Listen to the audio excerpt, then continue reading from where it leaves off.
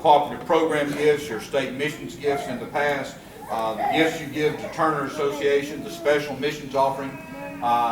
You look back and you see that your church has been very involved in a number of those things, and I'm so thankful for that. We have a 4-year-old granddaughter who started preschool this year.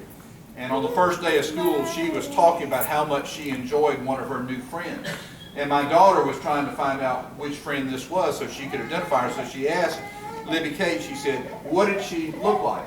Libby looked up at her mom and said, "She has 10 fingers just like me." When you stop and think about it, isn't that what we ought to be able to say about everybody? We're not different. We may look different, we may have different things, but all of us are basically the same. We were with Diane's mother a couple of weekends ago. She's 98 years old and was visiting with us last March and was diagnosed with cancer when she got sick at our house.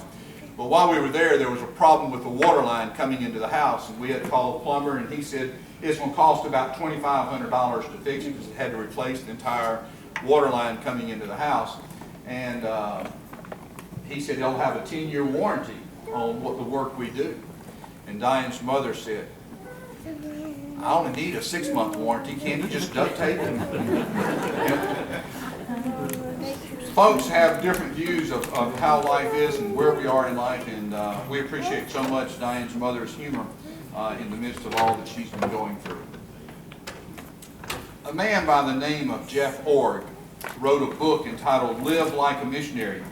And early on in that book, he poses a question that I think we all need to answer. Can God really use me to change lives, build His church, and enlarge His kingdom? Listen to that question again. Can God really use me to change lives, build His church, and enlarge His kingdom? In the book he says absolutely yes. When you learn to live like a missionary right now, right where you are. Every one of us needs to be able to do that, to live like a missionary right where you are. Well, where are you? You're here this morning. You're at work during the week. Where you live, where you work, where you play. That's where you're to be a missionary. That's where we're to be able to take the good news of Jesus Christ. That's your mission field. That's where God has you. God is a sovereign God. He knows where you are. He knows where He has placed you. He's put you in that daily environment. He's put you right where you are for a purpose. And that's to be one of His missionaries. To live